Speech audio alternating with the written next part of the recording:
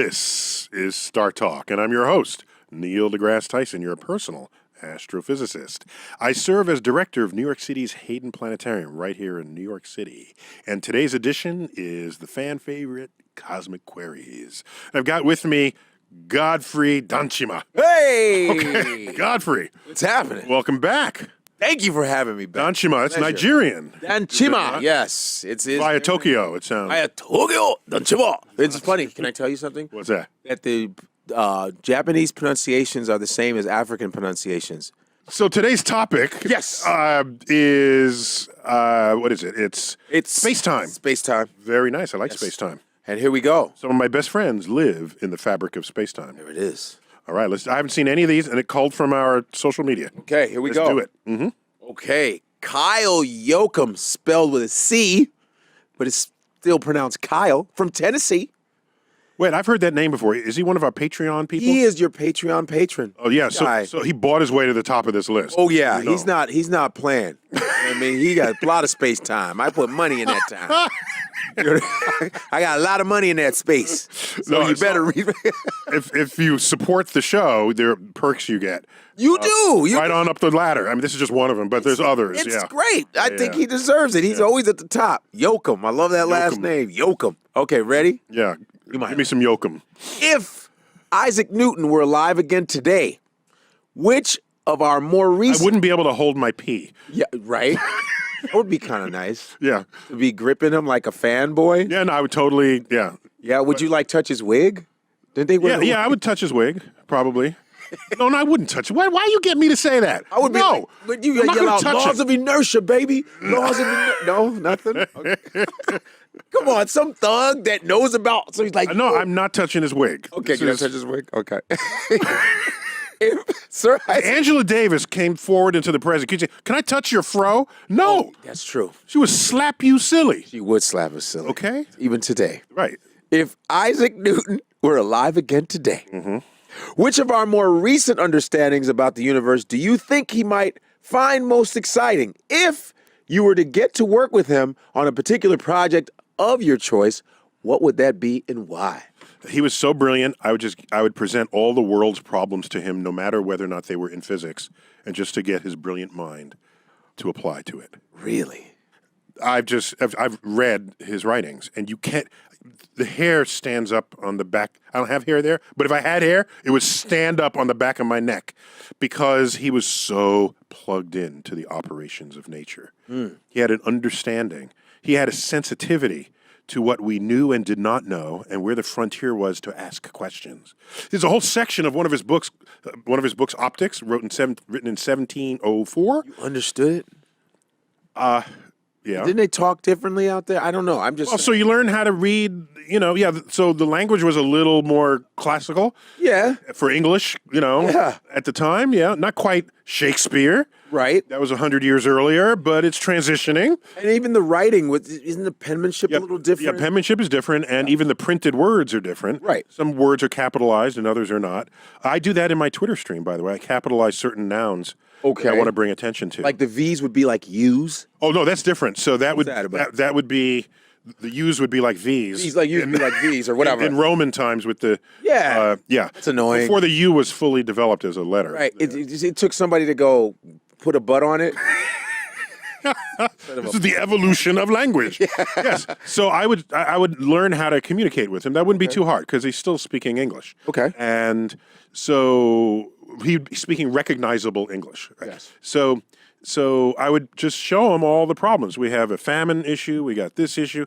But the problem is, and I've gone through this mental exercise many times, you sit him down. Yeah. Okay, and he hears some car noises outside. He said, "What's that?" I said, "It's a car." And he says, "What's a car?" "Oh, it's a horse-drawn carriage without the horse." So then he says, "Well, what draws it?" And I said, "Oh, an engine." And he said, "Well, what's an engine?" "Well, it uses fuel." "Well, what's fuel?" "Well, it's gasoline." "Well, what's gasoline?" "Well, it's fossilized, ancient, dead, extinct. What's extinct?" Oh. None of these ideas existed in his day. Wow, but he'd be annoying. Wow. He'd be I'd like the 8-year-old kid Yeah. who's asking questions. Right, I'd be like, What's he- shut up, Isaac. Jesus. You know what I mean? The law of inertia, I'd push him. Everybody in motion, right? Everybody's always in motion, I'd push him. I'd say we use chemical energy. Okay. And he says, what is chemical energy? And what is energy? Because energy was not a fully developed idea in his day. That would take another 100 years. Right. So conversation would be really, but he's a quick study. So I think, Okay. give him an afternoon. Well, he just kept asking you questions. Oh, no, and then it would be like, but what is that? But what is that? But what is that? He will emerge like the most brilliant person Once we he got. got it. Once he got it. And if you said, Trump, what is Trump? Yeah. Our top scientists have yet to figure it out. Best laboratories in the world. So I think he would be very intrigued by Einstein's relativity, general theory, because those were extensions of his theories of his laws of motion and gravity. Right. Einstein's relativity are extensions. So Einstein's special theory of relativity is the continuation of Newton's laws of motion, Right. and Einstein's general theory of relativity is the continuation of Newton's laws of gravity. So he would be intrigued how his ideas failed, and then Isaac and am I getting these? Am I mixing? Yeah, you got it right. His ideas failed, and Einstein's picked up to take to regimes that he never even dreamt of. So do you think that Isaac Newton would be a hater? Who would he be like this? Yo, oh man, they say, yo, you know the stuff you were talking about? Well, this guy took it to the next level. Yeah, no. You think he'd be like, man, forget that dude, man? No, I don't. You don't think he'd hate a little If bit? he said that, he wouldn't say it that way. I'm sure. There had to be some beef. Forget this dude. Forget that dude. He'd be like, that bloke. That bloke. Oh, goodness, I can't believe he actually took my theories. That ruffian. Shame on him. He took my publishing. That ruffian. He was ruffian. He was in dispute with Leibniz, who's a German philosopher, Right. a mathematician who there's a contention between the two who invented calculus. Ah. By the way, Newton is not even best known for having invented calculus. That's how brilliant he was. That's how brilliant. Just Right. just Calculus was basically on a dare, right? Friend said, "Why do the planets orbit the sun in this shape and not this ellipse and not some other shape?" Right. He said, "I don't know. I'll get back to you." I'll get back. Here's He calculus. comes back like a month later. Here's why. Well, how did you figure it out? What? Well, I had to invent integral and differential calculus I to invent answer your something question. that I couldn't pass. Thanks, Isaac. What He invented something that you couldn't learn. for him to see that, if he was to see Einstein's whatever you call it. I mean, no, but he would feel like a failure though. No, he wouldn't know because he was the foundation of it all. There was no industrial revolution without the intellectual muscle of Isaac Newton. So no, the man There was would be. never any. So you talked about that German philosopher. Sorry for cutting you off. And they dispute each other. They disputed, and it's clear they came up with it independently of one another around the same time. That's Just like Einstein around the time of Bohr's and all those guys, Madame Curie, they were all hanging out. Everybody's with together. each other, right? Yeah, in fact, if Einstein, Heisenberg, sorry. yeah. So Werner von Heisenberg. Ooh, nice. I don't know if there's a von. Do that one more time. I don't know if there's a von in there, but You just put a von. I don't think. I think I just put in a von. Actually, I think it's just Heisenberg. Yeah. It sounded like it needed a von. Right? Would have put uns at the beginning. Uns Werner von. Whatever any of those mean. You know what my name? My name is in German is Gottfried. Gottfried. Oh yeah. Okay. Like Gottfried. It means God's gift of peace. Gottfried. Oh really? Und ja. Okay. You didn't know that, did you, didn't Mr. know. Neil deGrasse Tyson? Nine. Nine. But because I know when I actually read Walter Isaacson's biography on Einstein. Einstein. And so One of many great biographies he's written, Yes. including of Steve Jobs. Yeah. it's amazing. So I saw that picture they all took. It was Bohr's, Heisenberg, all those heavy guys, hitters. Madame Curie, Pierre, all of them. I say they all hung out with each other. All hung out, and they discovered the modern physics. Yes. The birth of quantum mechanics. Unbelievable. The birth of relativity. Unbelievable. Yeah. They were all haters a little bit. I don't know. They all hated on each No, other. you know what it is? It's friendly competition. That's true. That's True. That's true. That's all it is. Okay, next. All right. Next question. That was awesome. Right, two warring football teams. They don't really hate one another, really. No, yeah, they On do. the field, Yeah, maybe, they but do. afterwards, they're having a beer. You together. sure? Yeah, they're having a beer. Who are you talking about? I don't know. Cowboys and Giants. Okay, here we go. All right, next one. Steve Latham, Facebook. Steve, Staffordshire, England. If the shape of the universe is hyperbolic or hyperbolic, Hyperbolic. thank you, hyperbolic, paraboloid, then why doesn't the universe expand evenly? Thanks, he says. As far as we know, the universe is expanding evenly. Uniformly is the right word. So wherever you are, you will measure the same expansion rate of the universe, Okay. no matter what. And so that would mean it's expanding uniformly. And so, yeah, I don't know why he thinks there's a problem there. It's a sheet. Well, the two-dimensional version is a sheet. And we all pull on the edge of the sheet, and we all start pulling. Right. Okay, and dots on the sheet will all start moving away from one another, Right. all at a uniform rate. And so that's how we measure this. We see this. So, yeah, no, it's not a problem. You think that it was just a bad question? There are no bad questions. There are no bad questions in the universe. Okay, all right. But this is a serious question, though. No, people do serious homework on this. Hyperbolic, Yeah. paraboloid? Wow. That's nice. That sounds like a problem, like with your bladder. Yeah, no. No, I got some ointment. Fix that right up. Hyperbolic paraboloids. Do you have hyperbolic paraboloids? We got a new salve for you. It sounded like Suppository, a yeah. suppository. No more hyperbolic paraboloids. Okay, here we go. Next one.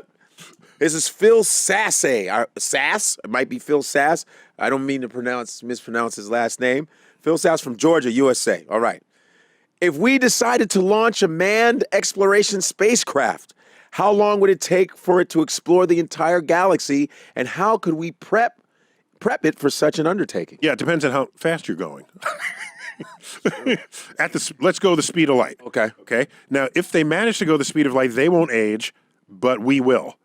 So, at the speed of light, it would take 100,000 years to cross the galaxy. So we're all dead, and none of us will remember that we ever launched you anywhere. So that's at the speed of light. Speed of light. So stuff is... Speed of light. Yeah. Okay, so now, let me reshape the question a little bit, because there's an interesting, there's a fascinating avenue that comes out of this. It turns out that if you created a robot that could use resources on the planet it lands on to replicate itself. So to make two robots, and then send one robot off to another planet. Right. Okay, let's say 3 robots. Send off 2, 1 stays. Yeah. So then they make 2 robots. Okay. And if you keep this up, you can populate the galaxy over what we call an evolutionary lifetime. So over much less than the age of a star.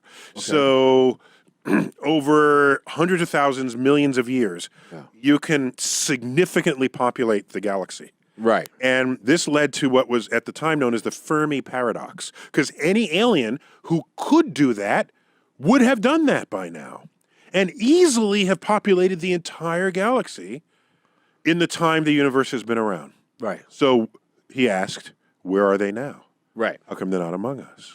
So I have 2 responses. One of them is, maybe we are they. Oh.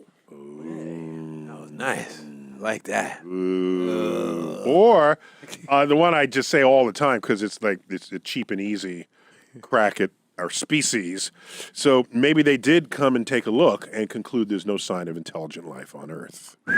That's so mean. No, it's Look at these dummies. We're out. I know, we're out. We out. We out. Peace. Going to China. I'm out. We out. 2 minutes left on this segment. Let's go. Boom. Okay. How many physicists Does it take to change a light bulb? That's Hunter G. Hornet. Facebook. How many physicists? How many physicists does it take to change a light bulb? Yes.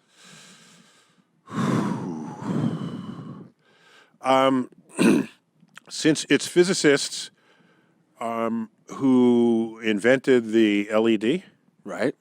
Going forward, the physicist will never have to change the light bulb. It will burn longer than their lifespan. Boom. Next. That's what you get. It's a little smart little question. Little Wait, so just in all fair, so 2 Nobel Prizes ago, or 1 Nobel Prize ago, the Nobel Prize in Physics was to a team of physicists who invented the blue light-emitting diode. We had a green, and we had the red. Okay. Okay? We never didn't have a blue. Now that we have the blue, we have RGB. You can make any color at all using LEDs. And that blew open the entire lighting market. That's why you can't even get a light bulb that you need to change. Yeah. Oh, yeah. In a hardware store. Right. Am I right? You're right. You're right. Oh, that's it. That's it. So if you ask me how many physicists does it take, they were clever enough to remove the meaning of the question itself. Oh, man, I love that. This cosmic way of destroying that dude. Ooh. That was awesome. Hunter, whatever your name is. I think you're slick with your little jokes. No. Teach you a lesson. We got 20 seconds left. I don't. Okay. Okay, ready? Okay, go. Okay, ready. Okay, wait. Does space-time have limit, or is it infinite? If we're on a spaceship going faster than light, would we stop eventually because we reach the edge and there is no more space nor time? This guy is Cypo XO Instagram from France. Suro Tour France. Whoa. Well, there's no time to answer that in this segment. Okay.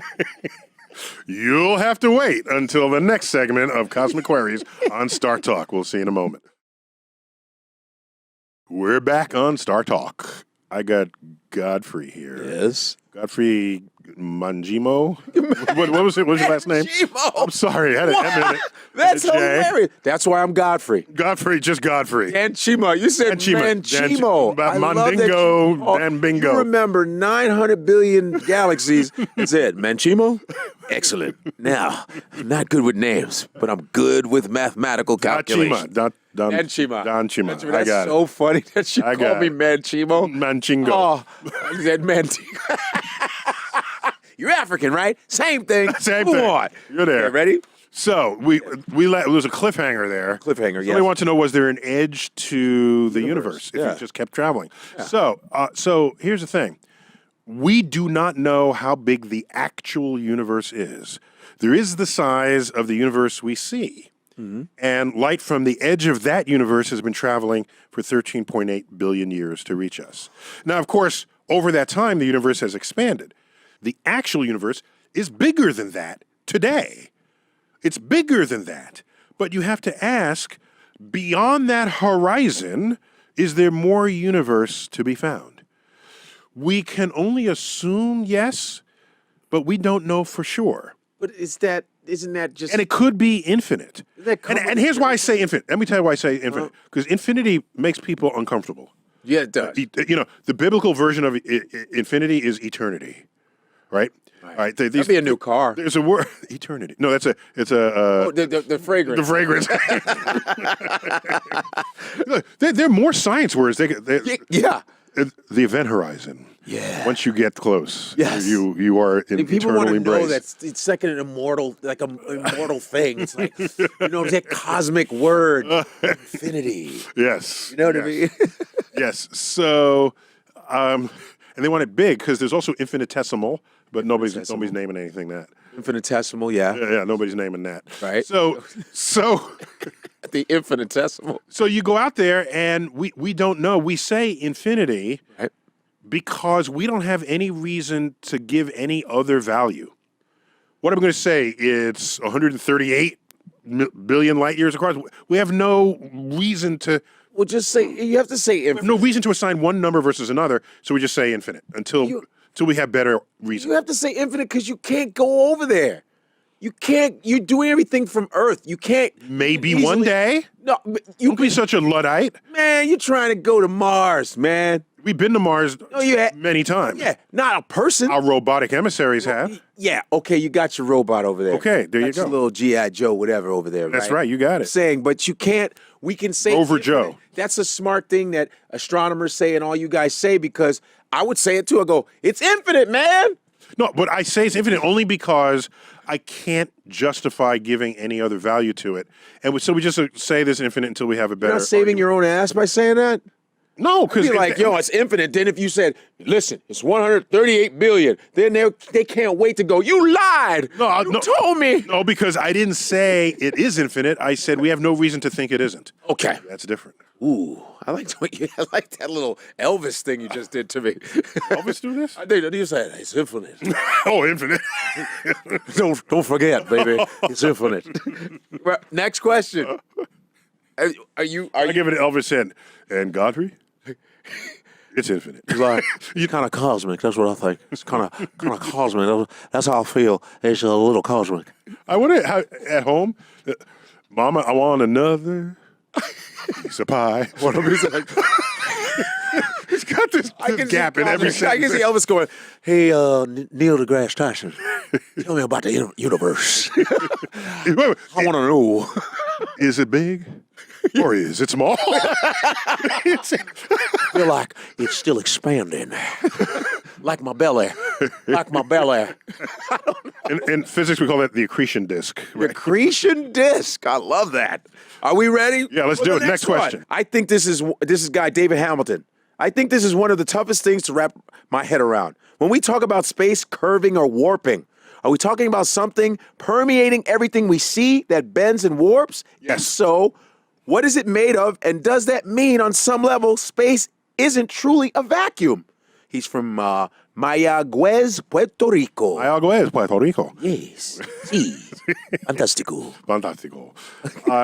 The world's largest radio telescope, until 2 months ago, was in Puerto Rico. What? What part? Arecibo. Arecibo? Yes. Increíble. Increíble. But you're not going to ask who's got it now? Who's got the biggest? Okay, who has it now? Who has it now? China. What? So if aliens are going to talk to us and we need the most sensitive radio telescope, Chinese are going to hear the aliens first. So the Chinese are going to hear it first. Yeah, that's right. First of all, if the aliens hear the Chinese, they're not going to know. Chinese is hard. Hey, how? And then it's how. Whoa. Aliens will be like, whoa, let's go back to Puerto Rico. I'm just saying. I'm trying to learn Chinese. It's tough. It's hard. It's hard. It's the hardest language ever. Even though more people know that language than any other. You know what I'm saying? So how hard could it be? There's a video Yes. of a guy speaking English gibberish. Oh, yeah? And it is mind-blowing. So it is what English sounds like to a non-native speaker. I love that.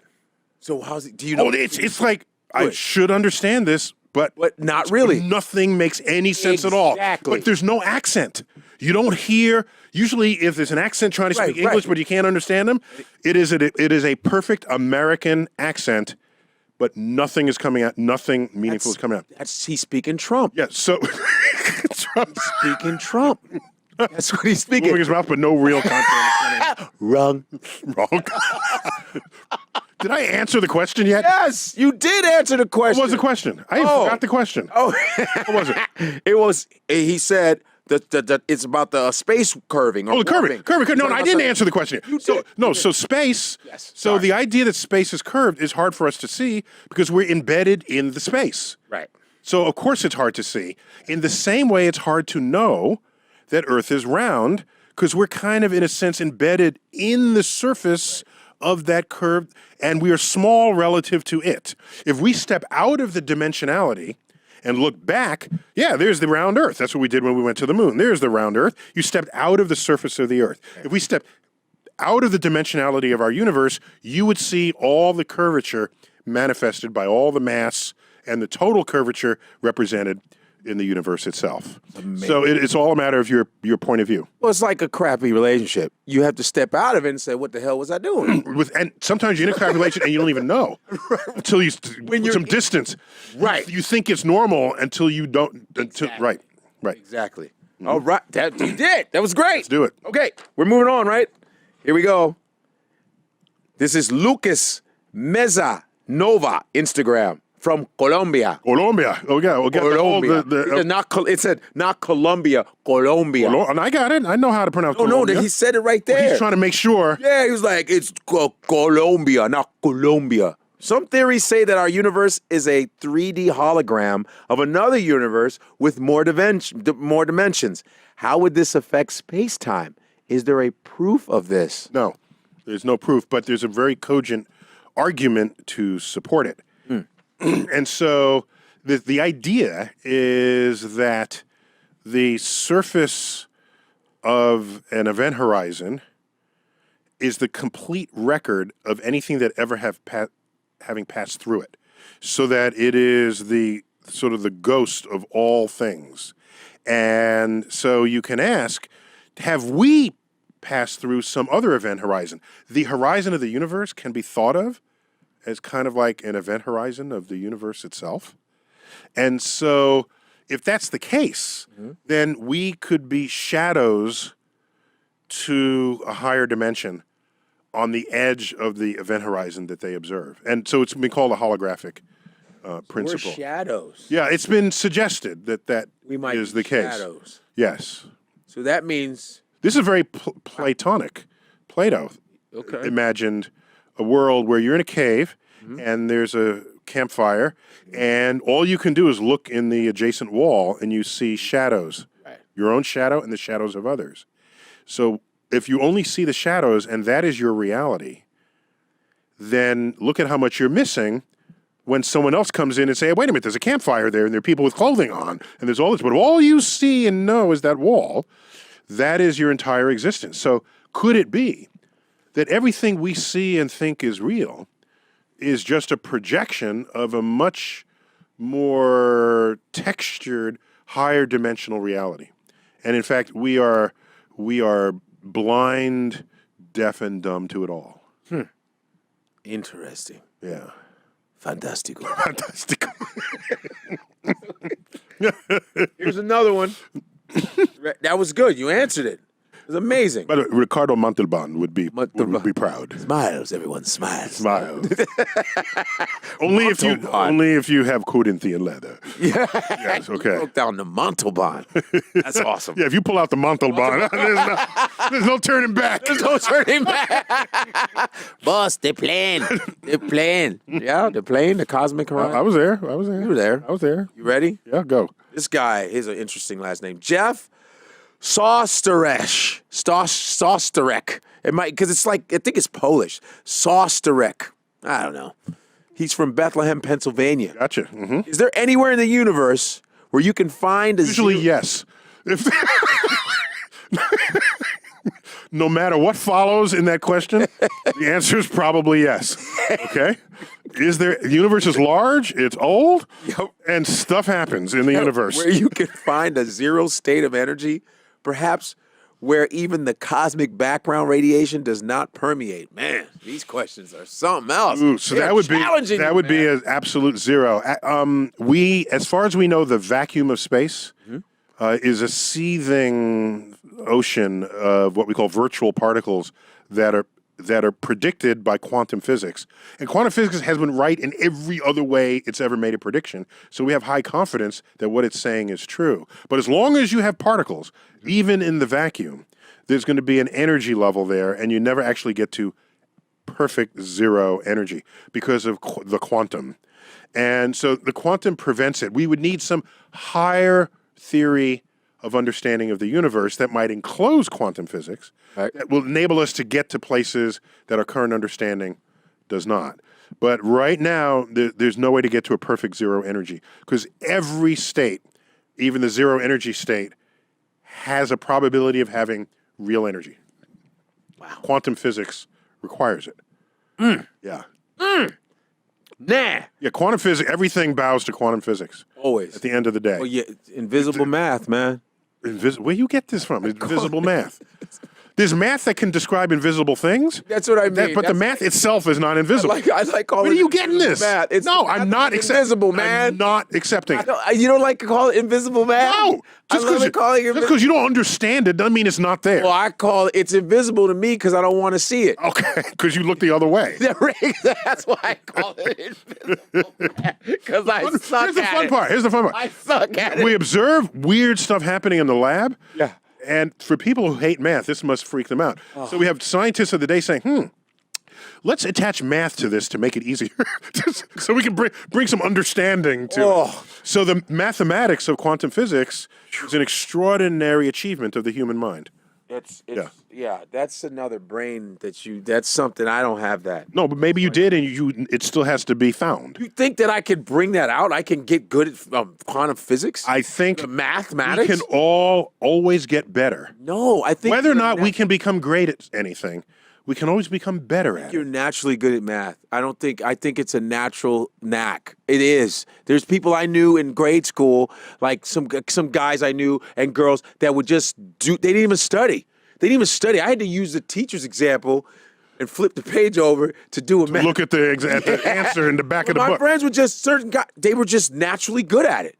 You know that. Come on, you're naturally good at math. I spent a lot of time at home reading books on math. But, yeah. Does that mean I'm naturally good? Does that mean I'm naturally curious and I happen to apply that curiosity to math and therefore got higher grades in math than you did? What were you doing when you went home after school? I was confused. So I just kept watching cartoons, man. You know what I mean? And there's stuff that you were reading, you were probably reading. I was reading theoretical stuff about mathematics. I was reading math, yeah, I was reading. You naturally have an inclination for that because you were naturally gifted for math. That's I had what it is. curiosity in childhood that never left me. Guess what I watch? I watch comedies, man. I love You love comedy too. You're a funny guy. But I continued my funniness in that way, comedian. You, funny guy, but astrophysicist. Because you're amazing at math and invisible math. Because you see the invisibility of it. Okay. You made your case. Are you ready? Yeah, what's the next question? Yeah. Nicholas Lambert, Facebook. Why is dark matter presumed to exist when modified Newtonian dynamics is able to account for most of the missing mass? Have physicists forgotten the principle of Occam's razor? Occam's razor. I'm sorry. Occam's razor. When we come back to StarTalk. I like that one. We'll see in a moment. Welcome back to StarTalk. I got Godfrey here. Yo. Godfrey the comedian. Yes. Tweeting at Godfrey comedian. Yes. Excellent. Do you do Instagram? Can I? Yeah, you got Instagram? I'm comedian Godfrey Instagram. Oh, someone else was Godfrey comedian Instagram? I did that, and I don't know how to get into that. I messed myself up. Oh, okay. I don't know how to get into that old account, so I had to go comedian Godfrey. Oh, all right. I'm stupid. All right. Comedian Godfrey Instagram. Yeah, I got Instagram, but I'm not yet live on it. I'm gonna be. I got a whole lot of stuff I want to post. I'm sure you're not worried about I'm gonna post. I'm putting you on my Instagram though. All right. So we got questions here. Someone asked about. Yes. Dark matter and modified Newtonian gravity as a solution in Occam's razor. Right. So Occam's razor, there was I think it was Earl of Occam, Okay. British fellow, Right. I think he was British, who uttered the following words: multiplicity ought not be posited without simplicity. Okay. Which is, what he means is, I think I got that quote right. What he means is, if you have an explanation for something Right. that is long and complicated, Right. and someone else has a really simple explanation, Yeah. the simplest explanation is probably the correct one. Gotcha. That's all. Okay? So, for example, let's take epilepsy. Okay. Before we understood epilepsy, there you are writhing on the ground, and so people had an argument for it. Well, the creator of the universe, Yep. in the Judeo-Christian tradition, has a nemesis called the devil, and that devil has occupied the body of this particular person because of the things this person has done. Right. Okay? Or the brain is misfiring in its neurosynapses. Okay? Right. So this is what we're contending with. Right. Right? So there you have it. So in the movie The Exorcist, it's like, this is the 21st century, the 20th century, I think. We got this one. Yeah. All right. So the notion there is there's if you modify Newton's equations of gravity, then you don't need to posit dark matter to explain things in the universe. And it would mean that our understanding of gravity was flawed in this way, where when we corrected it, we wouldn't need to invoke this magical, mystical thing called dark matter. And so it turns out you can modify Newton's laws of gravity to explain some of the places where dark matter was otherwise invoked. There are other places where it fails completely, and we have no way around that. We don't, with the modifying, you can't modify Newton's gravity in the same way to account for it. And so that's why we all haven't jumped on the bandwagon adding terms to Newton's equations of gravity. That's why. Awesome. I'm going to keep going. Okay. I like that one. Go for it. Here we go. Adrian Gray Martson from California. California. We currently can only go forward in time with regards to black hole tricknology. Tricknology. Whoa. Nice. Given what little we know about dark matter and dark energy being our physics opposite, do you think our future insights and education on all things dark will grant the option to move backwards in time? Ooh. All things dark. Man. All right. And black hole what is it? Black hole tech. There's black hole tricknology. Technology. Okay, so it turns out if you can warp the fabric of space and time. By the way, I have been told this. I have not double checked the math. But these are people whose math, in other cases, I trust implicitly. So that there's a configuration of curved space-time where if you go around a black hole in a particular trajectory and come back around another one, you can actually go back in your own space-time. And so effectively go backwards in time. Okay. But it's still a little bit mysterious to me. Okay, I got people who do this. I'm not the one who does it. Right. Okay. As a colleague of mine, J. Richard Gott III, who I actually am co-author on in a book that was just released. Right. Princeton University Press. There it is. What's the title? That's Welcome to the Universe. Yeah. An astrophysical tour. Ow! Just at a local bookstore near you. I'm going to get it. So in there he talks about these solutions to Einstein's equations where you go back in time, but they involve very exotic trajectories. The point is, the bigger point of the question is, we've got dark matter. We don't know anything about it. Dark energy. We don't know anything about it. And who knows what else we don't know anything about. Right. That's kind of the fun part of not knowing about something. Not even knowing that you don't know about something. Right. Okay. So, with all of this, could it be that once all of that's figured out, we could have access to the past? I can't rule that out. I will not rule that out. Almost everything we've discovered that came about from profound ignorance has transformed civilization. Think about the discovery of electricity, what it has done. Yes. It's probably the greatest thing to ever happen to civilization. I can't even imagine not having lights. I can't even imagine not plugging stuff in. Flicking a switch. Flicking a switch. Right. Don't know how it works. Don't care. It's here. It's not even, and we've made it into something that's not even only about light. Movies and just everything.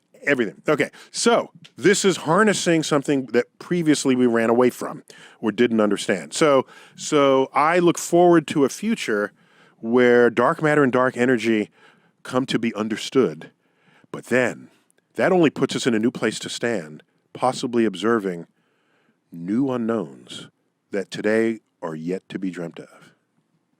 All right. I like that. And maybe access to our past lurks among those unknowns. Hey, I like that. Next. Right. Here we go. I like this one, I think.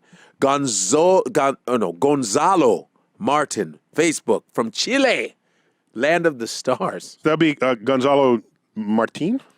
Yes, Martin. How you know him? You know him? No. Did I say Martin? You said Martin. Martin. Martin. We were in South America. Martin. I thought he wanted to be American. It's Martin. Martin. And he says land of the stars? He said land of the stars. All the data that went into my PhD thesis was obtained in the Andes Mountains of Chile. Wow. That's deep. Cerro Tololo Inter-American Observatory. Ow! Outside of the town of La Serena. Fantastico. You said that good. I'm not even going to try. I studied Spanish. It was I studied Spanish in college. Fantastico. No, see, that's better. I can't do that. I can't even come you do the whole universe thing smooth. Like, do your title of your book. Go ahead. Welcome to the universe. See what I'm saying? Like my No, okay. Fantastico. If sound won't travel through space, How does the sound of celestial bodies? Whoa, wait. If sound won't travel through space, how does the sound of celestial bodies can be listened Two? Yes. to? I guess it just said. Yeah, Listen. no, it's because we are not consistent with our vocabulary. We play loosey-goosey with our words. Okay. So when we say, let's listen for aliens who are sending us radio waves, it means we're pulling out a radio telescope trying to detect electromagnetic waves, light, sent by them from another place in the galaxy that has now and this signal has traveled through the vacuum of space. We can then turn that electromagnetic signal into sound if you want, but that doesn't mean they're making sounds. They're making electromagnetic energy. And so we have the unfortunate word radio because radio became not only the name for the light waves, it became the name of the object that brought you radio waves turned into sounds. So we hear the word radio and we think sound. The astrophysicist hears the word radio waves and we think radio wave light. So we've been sloppy. I feel bad. We're sloppy. No sound moves through space in the vacuum of space. Period. Okay. Period. Doesn't work. Even if we say that we're listening. Sound, but what's sound waves? Sound can't travel through. Sound needs a medium to vibrate. Right. To transmit itself from one place to another. That's right. So like for example, let's say a comedy club, you need a particular building for sound to travel, right? Is that how microphones work? I don't know what you're talking about. Man, I thought I had it. What? You said your sound needs a medium to travel through. Air is a medium. It travels Right. through the air. Air Right. vibrates. Okay. Yeah. So what did you just say? I just got confused. I said air propagates sound. Right. Okay, but light does not need a medium to propagate through. One of the great discoveries of the 20th century, that this is not necessary. It can travel through the vacuum of space, which is why the sign on every broadcast door that says on the air, On the air, right? no, they're on space. Okay. The radio waves don't need air. Oh. Doesn't need. It is technically on the air, but the air is not carrying it. If you're in the moon, you could still broadcast your TV and radio, and there's no air. You'd have to say on the vacuum of space. Got you. Okay, I guess I was confused. Well, that's just a weird thing. But yeah. It's a weird thing. Okay, but in comedy club, you speak, it goes through the microphone, it gets converted into electrical signals, comes out through speakers. Right. Some people hear you directly through the air. Other people hear you through the speakers through the air. Okay. Yeah. There it is. Oh, we got to do lightning round. Oh, if we built a time machine, what's the best way to log time? Isn't it the same as Earth years? Ooh, if you have access to your timeline, there is no logging of time because time is a permanent fixture in your life. Okay. Bam. There you Theodore go. Smith. How would you In explain? the same way, when you're looking at a map, Yeah. you're not logging distance because the whole map is just right there. Boom. You just see New York to California. It's just all there. Right. You're not logging distance from New York to California while you're looking at a map any more than you would need to log time looking at your entire timeline of your life. Boom. Hit it. Theodore Smith, how would you explain space-time to a non-scientist or an atomist who is generally bad but fascinated by physics? I would say, sir, that is it a sir? Yes. What's his name? Theodore Smith. You have never been at a place unless it was at a time. And you've never been at a time unless you were at a place. Recognizing that fact, you will understand that space and time are forever intertwined with one another. You've never said, I'll meet you at 10 o'clock tomorrow. Where? Or I'll meet you at the corner of Hollywood and Vine. When? We know intuitively that space and time are conjoined, even if you don't think actively about it. Space and time were always together, like beans and rice. Ooh. It just took Einstein to show us. Hey. That's a fundamental property of the cosmos. Wow. Let's do it. Okay. Where in the known universe, this is Kyle Suckiel. Where in the known universe would you experience extreme time dilation? Near the surface of a black hole, time will go so slowly for you that the entire future history of the universe unfolds before your eyes. That is perhaps the most serious time dilation that exists. So avoid black holes. Next, one more. Wait, We got time for one more. Chris Couples. Oh, here we go. Lord Couples, at Lord Couples Twitter. Could gravitational bleeding from other dimensions be what we call dark matter? That is my favorite explanation for what dark matter could be, but I'm told, I've had this conversation with folks, it's unlikely only because it would have to bleed in a higher dimension out of the other universe. And if you bleed in a higher dimension, it drops off much faster than 1 over r squared. Gravity drops off as 1 over r squared. It would drop off as 1 over r cubed. So that means to feel it in another universe, it would have to be really, really, really, really strong in the adjacent universe for while it's dropping off as 1 over the distance cubed for you to feel it in the adjacent universe. If that were the case, then dark matter would just be ordinary matter harassing matter in our universe. It'd be ordinary matter in a parallel universe harassing us. Harassing us. I'd have no other way to account for that. To explain Molesting? No, just harassing. Harassing. Okay. It's bothering. It's I got my planet, I got my star, I got my gravity. Being a dick. And now there's more gravity I got to now mess with. I don't know where it's coming from, what it's about, why you messing with me this way. Why you mess with me? Punch you in the face for harassing me, If matter. I could find you. Yeah! Godfrey, we got to call this. We got to land this plane. awesome. Godfrey, thanks for being on StarTalk. Thank you. I hope I come back again. I'm glad you slipped this into your schedule. You're on your way to California. I'm on my way to California. You got some gigs that you'll talk about in another time. Another time. All right. Yes. In another space time. Another space time. Fantastico. Fantastico. There you go. I'm Neil deGrasse Tyson. This has been StarTalk. And as always, I bid you to keep looking up. This is StarTalk.